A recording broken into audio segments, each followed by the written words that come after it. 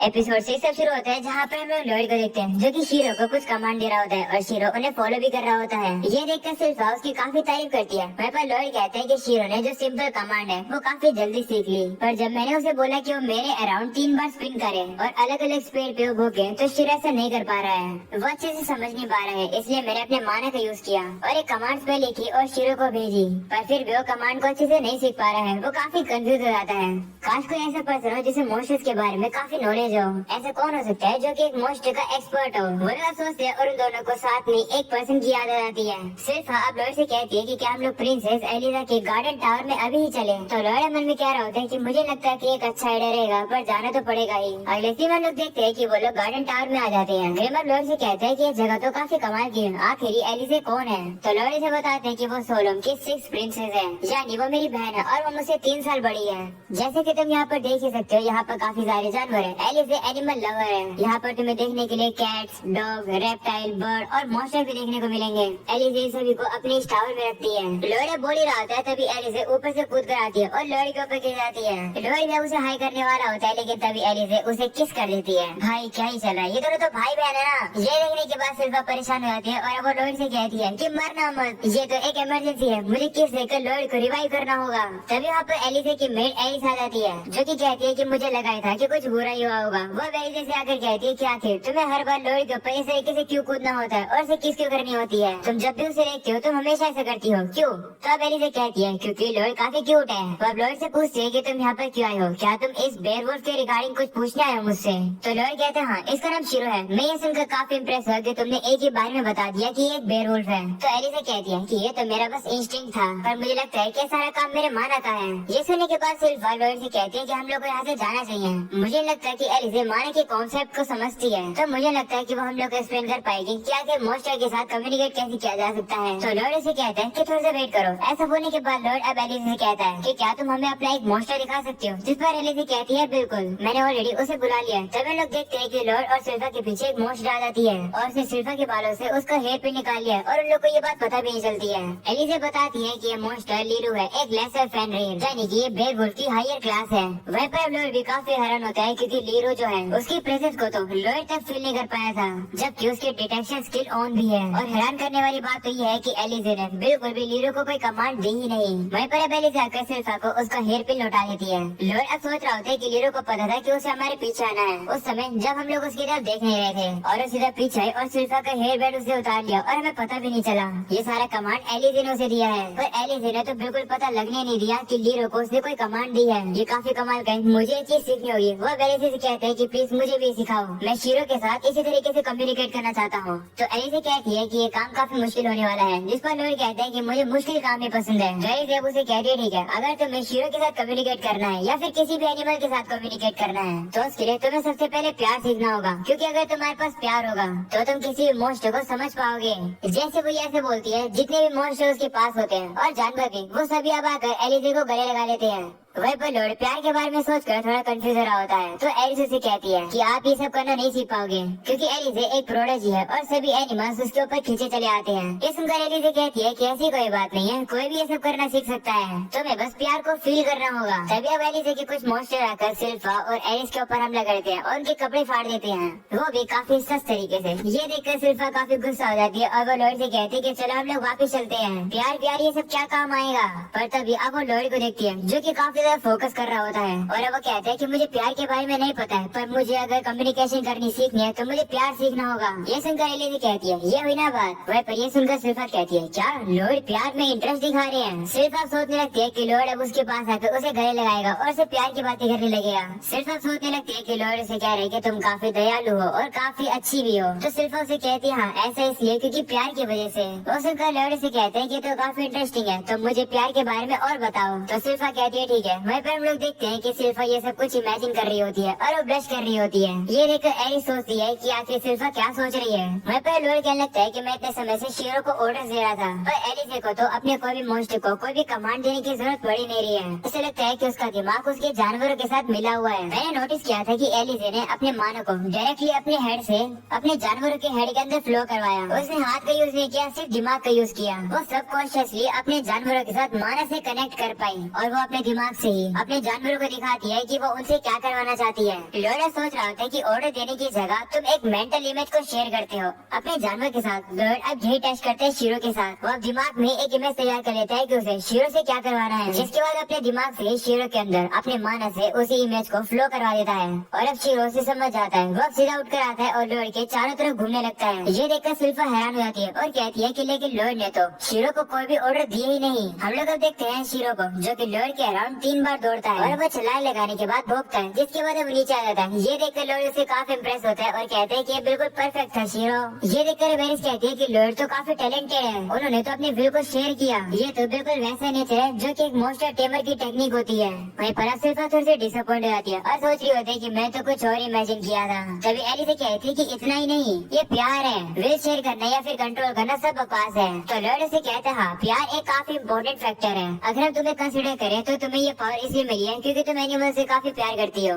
और तो अगर तुम्हें अपने जानवरों के साथ अपने माइंड को शेयर करना है तो उस जानवर के साथ तुम्हारी फीलिंग्स भी जुड़ी होनी चाहिए, वरना जानवर तुम्हें सुनेगा नहीं। वैसे प्यार भी जरूरी है। ये सुनकर सभी लोग काफी ज्यादा इम्प्रेस हो जाते हैं लॉयड से। एली तो इतनी ज्यादा खुश होती है कि वो तो आकर लॉयड को गले लगा लेती है। ये देखने के बाद एली के सही मॉन्स्टर भी वहाँ पर आकर लॉयड को पकड़ने लगते हैं। तो लॉयड एली से कहता है कि पहले अपने मॉन्स्टर्स को रोको, अपना माइंड शेयर करना बंद करो उनके साथ। लॉयड काफी परेशान हो जाता है क्योंकि सभी लोगों ने उसे पकड़ रखा है। अगले सीन में लोग देखते हैं कि वो लोग वहाँ से जा रहे होते हैं। वहीं सिल्फा उससे माफी मांगते है उसे किसी पकड़ने के लिए। तो लॉयड कहते हैं कोई बात नहीं, मुझे अब समझ आने लगा कि आखिर मॉन्स्टर्स के साथ कनेक्ट कैसे किया जाता है। वो सुनकर सिल्फा कहती है कि काफी अच्छी बात है, चलो चलकर आपकी सो ट्रेनिंग करते हैं अब।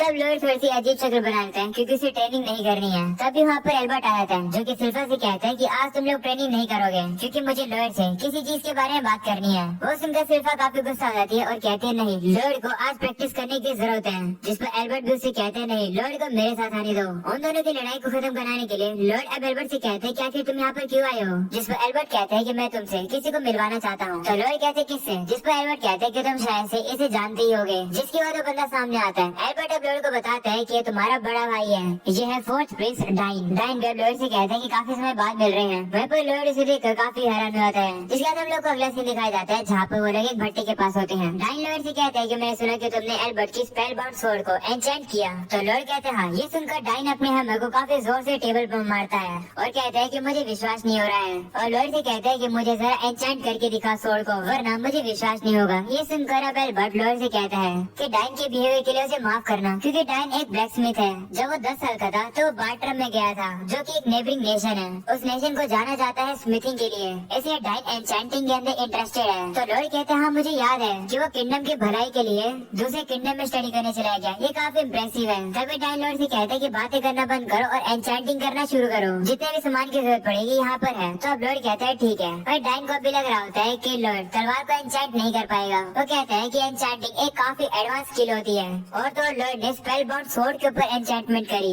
ऐसा तो हो ही नहीं सकता, बार्ट्रम के लोग भी ऐसा नहीं कर सकते हैं। जिसके बाद लॉयड अब उस तलवार को एन्चेंट करना शुरू करता है और अब उसे काफी जल्द खत्म भी कर देता है। वो एन्चेंटमेंट देखकर डाइन काफी ज्यादा हैरान हो जाता है, जिसे देखकर लॉयड कहते हैं कि तुम्हें क्या हुआ। तो एल्बर्ट मन में कहते हैं कि डाइन की हालत तो ऐसी होगी क्योंकि कोई भी बता सकता है कि लॉयड की एन्चेंटिंग टेक्निक काफी यूनिक है। लॉयड काफी फास्ट भी है और काफी एक्यूरेट भी। पर डाइन अब जैसे लॉयड से वो तलवार लेता है उसके तो पसीने छूट जाते हैं क्योंकि वो देखता है कि तलवार के ऊपर तो रीइंफोर्स्ड स्ट्रेंथ, रीइंफोर्स्ड इलास्टिसिटी और भी काफी ज्यादा स्पेल लगी हुई थी। जिसे वो कहता है कि लॉयड तो काफी ज्यादा कमाल का है। वो अब लॉयड को उठा लेता है और कहता है कि शायद तुम्हारी मदद से मैं अपने सपने को पूरा कर पाऊंगा। मेरा सपना है एक अल्टीमेट स्पेल बाउंड स्वॉर्ड बनाना, क्योंकि नॉर्मली एन्चेंटेड वेपन का कोई भी कंपैरिजन उसके सामने होगा ही नहीं। जब तुम स्टील को फोर्ज कर रहे होते हो और उसी टाइम तुम उसके ऊपर स्पेल लगाते हो, उस टाइम पर तुम नॉर्मली से ज्यादा एडवांस मैजिक को उस पर अप्लाई कर सकते हो। तो लॉयड तुम और मैं एक साथ मिलकर काम करेंगे और एक काफी कमाल का सुपर वेपन बनाएंगे। तुम्हें पता है लॉयड, जब मैं एक बच्चा था तो मुझे सोर्सरी काफी पसंद थी, पर मुझे सोर्सरी काम नहीं है क्योंकि मेरे पास सोर्सरी का टैलेंट नहीं था।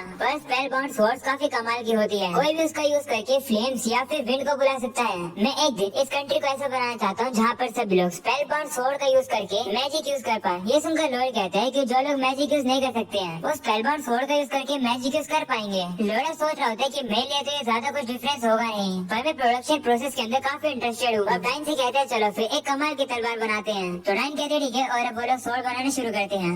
लॉयड डाइन से कहते हैं कि हम लोग किस तरीके की सोर्सरी का यूज करें। तो डाइन कहते हैं कि हम लोग एक ऐसी तलवार बनाएंगे जिसे यूज करते समय आग निकलेगी। तो लॉयड कहते हैं ठीक है, हम लोग फायर लेंस इनकेनिस यूज करते हैं। तो डाइन कहता है कि उसे करना काफी इम्पॉसिबल है क्योंकि उसके कास्टिंग फॉर्मूले के 14 पार्ट हैं। एक स्पेल बाउंड बॉन्ड सोर्ड तो सिर्फ 5 ही मैक्सिमम हैंडल कर सकती है। तो लॉयड कहते ठीक है, हम लोग इस फॉर्मूले को 2 पार्ट में कंप्रेस कर देते हैं। ऐसा बोलकर वो सीधा उस फॉर्मूले को कंप्रेस कर देता है। ये देखकर डायन हैरान हो जाता है, जिसके बाद वो फॉर्मूले को स्टील पर लगाते हैं और अब वो स्टील जो होती है वो टूट जाती है। ये देखकर डायन कहते हैं कि सिर्फ इससे ही स्टील टूट गया। वहीं पर लॉयड सोच रहा होता है कि इस फॉर्मूले का जो वेट है वो काफी ज्यादा था, मुझे शायद से इसे और कंप्रेस करना चाहिए, शायद 3 पार्ट में या फिर 4 पार्ट में। जिसके बाद अब लॉयड उसे और ज्यादा कंप्रेस करने लगता है। तभी डायन की नजर बाहर सिल्फा पर जाती है और अब वो सिल्फा को अंदर बुला लेता है। जिसके बाद सिल्फा मदद कर रही होती है लोहे को हथौड़ा मारने में, पर इस बार फिर से जो मेटल होता है वो टूट जाता है उस फॉर्मूले की वजह से। ये देखकर लॉयड कहता है मुझे माफ कर दो, ये मेरी गलती है, मेरी वजह से काफी ज्यादा माना एसेंस वेस्ट हो गया है। लॉयड सोचने लगता है कि आखिर स्टील टूट क्यों रहा है, मैंने तो स्पेल की इंटेंसिटी को कम कर दिया है पर फिर भी मेटल टूट क्यों रहा है। ये सब कुछ ग्रिम भी देख रहा होता है और वो कहता है कि लॉयड को परेशान देखना काफी ज्यादा रेयर है।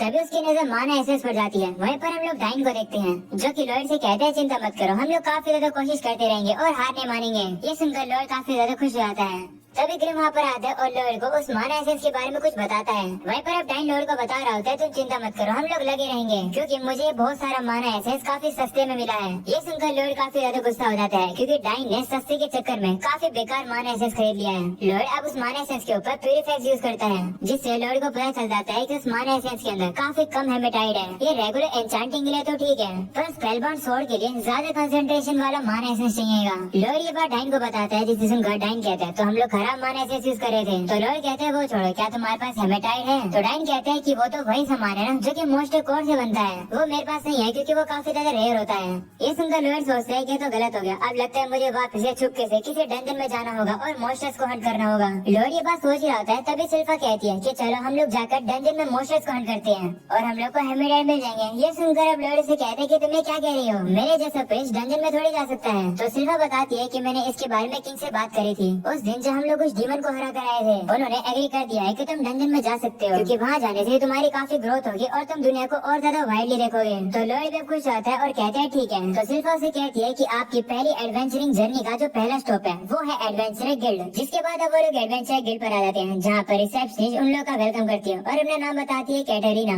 वो लॉयड को रजिस्ट्रेशन करने के लिए फॉर्म देती है, जिसमें लॉयड को अपना नाम, एज, एड्रेस और वो जॉब लिखनी है जिसके अंदर वो रजिस्टर होगा। तो लॉयड भी अब सारी चीजें लिख देता है, जिसका कैटरीना उसे कहती है कि जब तुम फॉर्म को भर दो तो उसके बाद इस क्रिस्टल बॉल पर हाथ रखना। एक क्रिस्टल तुम्हारी स्ट्रेंथ को दिखाएगा और ये दिखाएगा कि तुम किस एडवेंचर रैंक के अंदर आओगे। रजिस्ट्रेशन करने के बाद लॉयड अब उस क्रिस्टल को देखने लगता है। लॉयड मन में कहते हैं कि क्रिस्टल माना को चेक करता है और तुम्हारी स्टैट और एबिलिटी को मेजर करता है, पर अगर मैं इस क्रिस्टल को टच करूंगा तो मेरे ख्याल से क्रिस्टल फट जाएगा क्योंकि मेरा माना बहुत ज्यादा है। इस वजह से मेरे ऊपर काफी अटेंशन आ जाएगी, जो कि मैं नहीं चाहता हूँ। जितना हो सके मैं अपनी बॉडी के अंदर जितनी माना को है उसको सप्रेस करने की कोशिश करता हूँ। लॉयड अब अपने माना को काफी ज्यादा सप्रेस कर देता है, जिसके बाद वो क्रिस्टल के ऊपर हाथ रखता है और अब उसका स्टैट सामने आता है और ओवरऑल उसका जो स्टैट होता है वो होता है ई रैंक का। ये देखकर वहाँ पर जितने एडवेंचरर बैठे होते हैं वो हंसने लगते हैं और कहते हैं कि कमजोर से भी कमजोर पर्सन का रैंक डी का होता है। ये सुनकर कैटरीना उसे कहती है नहीं, ये भी काफी कमाल का है क्योंकि लॉयड का मैजिक रेटिंग एक ही है, एक कमाल की सोर्सर का भी रैंक इतना ही था। ये सुनकर लॉयड कंफ्यूज होता है और कहता है कि ये कैसे है, मैं तो अपने माना की जो नॉर्मल स्ट्रेंथ होती है उसका भी 1% कर दिया था पर फिर भी मुझे ये मिला। अगर मैं अपनी पूरी माना दिखाता तो फिर क्या होता। कैटरीना कहने लगती है कि जो सिल्वर ब्लेडर है जो कि वो कमाल की एडवेंचरर थी, लॉयड भी उसकी तरह कमाल के एडवेंचरर बन सकते हैं। ये सुनने के बाद सब लोग गुस्सा हो जाते हैं और कैटरीना से कहते हैं कि तुम इस बच्चे को सिल्वर ब्लेडर के साथ कंपेयर कर रही हो। वो सिल्वर ब्लेडर एक लेजेंडरी एडवेंचरर थी जो कि डंजन्स में काफी सारे डीमंस को अकेले ही मार देती थी और ए रैंक पर पहुंचने के बाद वो अचानक से गायब हो गई। ये ए रैंक का बच्चा तो सिल्वर ब्लेडर के सामने कुछ भी नहीं है। तभी सिर्फ कैटरीना से कहती है कि जो भी डंजन की क्वेस्ट अवेलेबल हो हम लोग उसे एक्सेप्ट कर लेंगे। तो कैटरीना कहती है कि डंजन की क्वेस्ट को करने के लिए तुम्हारे साथ एक बी रैंक की एडवेंचरर इन्वॉल्व होनी चाहिए। तो सिल्फा कहती है ठीक है, मैं अपने आप को री रजिस्टर करवा लेती हूँ। तभी वही वाला एडवेंचरर सिल्फा के पास आता है और कहते हैं कि तुम इस बच्चे को छोड़ो और हमारे साथ डंजन डेट पर चलो। ये सुनकर सिल्फा काफी गुस्सा हो जाती है और वो अपनी तलवार को निकालकर जल्दी से उसकी मूंछों को काट देती है। ये देखकर सभी एडवेंचरर डर जाते हैं। तभी कैटरीना उन लोगों को बताती है कि तुम गलत लड़की से पंगा ले रहे हो, सिल्वर ब्लेडर और कोई नहीं बल्कि सिल्फा ही है। ये सुनने के बाद सभी लोग काफी ज्यादा पागल हो जाते हैं। तभी कैटरीना सिल्फा से कहती है कि दुख की बात ये है कि अगर तुम री रजिस्टर करोगे तो तुम्हारी 2 रैंक कम हो जाएगी, यानी तुम्हारी रैंक सी हो जाएगी। ये सुनकर सुनकर शिल्पा कहती है कि हम लोग अब क्या करें, हमें तो डंजन में जाना है। तभी हम लोग देखते हैं कि वहाँ पर ताऊ आ जाती है और वो शिल्पा से कहती है कि लगता है तुम्हें मेरी जरूरत है लॉर्ड, मैं तुम लोग की मदद करूंगी। ये सुनने के बाद शिल्पा अब लॉर्ड को वहाँ से ले जा रही होती है सीधा घर। वो सुनकर ताऊ गुस्सा आ जाती है और उसे कहती है रुक जाओ। तो शिल्पा भी रुक जाती है और वो ताऊ से कहती है कि तुम तो हर जगह आ जाती हो, तुम तो रोबोट को ढूंढने गई थी ना। जिस पर ताऊ कहती है हाँ मैं गई तो थी और जितना मुझसे हो सका मेरे सारे डंजन खोज डाले, जिसकी वजह से मैं ए रैंक की हो गई, पर रोबोट मुझे कहीं नहीं मिला। तुम लोग को ए रैंक की एडवेंचर की जरूरत है ना, तो लॉर्ड मैं तुम लोग की मदद करूंगी और बदले में मुझे प्रिंस एल्बर्ट से इंट्रोड्यूस करवाना और उसके साथ मेरी डेट अरेंज करवाना। तो लॉर्ड अब उसकी शर्त मान जाता है, जिसका कैटरीना उन लोग को डंजन की क्वेस्ट दिखाती है। वहीं पर सिल्फा ताऊ से कहती है कि मेरा पोंचो मुझे वापस दो, जिस पर वो कहती है नहीं। तो सिल्फा अब जबरदस्ती उससे पोंचो खींचने लगती है। वही लॉर्ड अब सिल्फा से कहते हैं कि मुझे पता नहीं था कि तुम इतने कमाल के एडवेंचरर हो। जिस पर सिल्फा कहती है कि वो तो काफी ज्यादा समय पहले की बात है, मैं तो बस ट्रेनिंग करने के लिए एडवेंचरर बनी थी। उस समय तो मैं काफी कमजोर थी और तो मेरी जर्नी में मुझे काफी खतरनाक दुश्मन मिले जिन्हें मैं तक नहीं हरा पाई। ये सुनकर लॉर्ड भी हैरान होता है और कहता है क्या सच्ची में? जिस पर सिल्फा कहती है हाँ वो दुश्मन शायद से असैसिन गिल्ड के थे। जिसके बाद हम लोग देखते हैं कि वो लोग अब डंजन के अंदर आ जाते हैं जहाँ पर वो लोग मॉन्स्टर्स को इजीली हरा देते हैं। वहीं पर रास्ते में लॉर्ड बता रहा होता है कि उसे चेस्ट की जरूरत है जो कि यहाँ पर मिलता है और उस चेस्ट से उसे माना एसेस बनाना है। आगे बढ़ने के बाद अब उन्हें वो चेस्ट मिल जाता है और अब उस चेस्ट को डराने के बाद वो उसे ले लेते हैं। अगले सीन में एल्बर्ट अब डाइन से पूछते हैं कि चीजें कैसे चल रही है, जिस पर डाइन बताता है कि चीजें काफी सही चल रही है। लॉर्ड भी कुछ दिनों में वापस आ जाएगा वो सामान लेकर जिसकी हमें जरूरत है। ये सुनकर एल्बर्ट कहते हैं ओ इसका मतलब थोड़े दिन लग जाएंगे।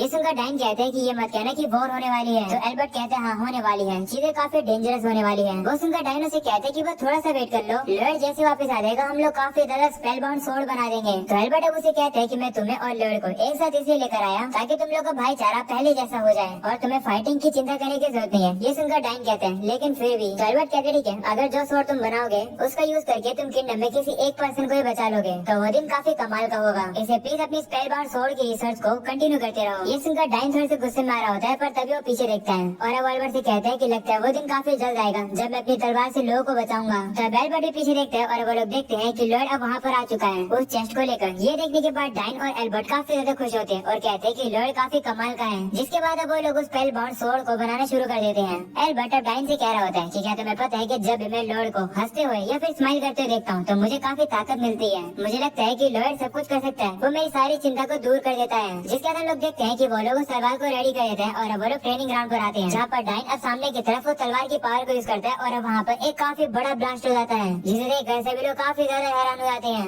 एल्बर्ट अब डाइन से कहते हैं अब तुम्हें पता चला कि मैं किसकी बात कर रहा था? तो डाइन कहते हैं कि मैंने इतना एक्सपेक्ट नहीं किया था कि लॉर्ड इतना ज्यादा कमाल का होगा। वह पे तबाही देखकर लॉर्ड सोच रहा होता है कि लगता है मैंने तलवार के ऊपर कुछ ज्यादा ही एन्चेंटमेंट कर दी, अगली बार मैं थोड़ा कम करने का ट्राई करूंगा। और अब अगले सीन में हम लोग देखते हैं रात हो जाती है। लॉर्ड काफी थक जाता है तो अपने बेड पर आकर लेट जाता है। लॉर्ड अब कह रहा होता है कि मुझे आज काफी काम करने पड़े जैसे मेटेरियल्स को इकट्ठा करना और तलवार बनाना और पायलेस इनकिनेस की पावर कम करके मैंने उसे एक रेगुलर फायरबॉल की पावर का कर दिया और मैंने और ज्यादा उन स्पेलबाउंड स्वॉर्ड्स को बनाया। एल्बर्ट हाल फिलहाल में काफी ज्यादा बिजी लग रहा है, लगता है कुछ बड़ा होने वाला है। लॉर्ड अब अपनी एबिलिटी का यूज कर रहा होता है जिससे उसे पता चल रहा होता है कि सेंट्रल गार्डन में कोई खड़ा है, पर लॉर्ड को पता नहीं है कि आखिर वो चीज है क्या। लॉर्ड को बस ये दिख रहा है कि स्पेस के अंदर होल है। लॉर्ड अब कह रहा होता है कि शीरो काफी ज्यादा अटेंटिव है लेकिन शीरो तक नोटिस नहीं कर पा रहे कि गार्डन में क्या है, आखिर वो क्या चीज है। जिसके बाद हम लोग को गार्डन का सीन दिखाया जाता है जहाँ पर एक लड़की होती है जिसने अपना मुंह ढक रखा है और इसी के साथ होता है ये एपिसोड ये पे खत्म। अगले एपिसोड के अंदर हम लोग इस लड़की और लॉर्ड की फाइट देखने वाले हैं और साथ में हम लोग असैसिन गिल्ड के मेंबर को देखने वाले हैं और ये वाला अगले एपिसोड अगले हफ्ते आएगा। तुम लोगों को अगर ये एपिसोड देखना है तो अभी के भी चैनल को सब्सक्राइब कर दो, जैसे आएगा तुम लोग को पता चल जाएगा। पर हाँ ऑल नोटिफिकेशन को जरूर से ऑन कर देना और इस वीडियो को लाइक करके जाना। मिलते हैं अगले एपिसोड के अंदर, तब तक के लिए बाय बाय।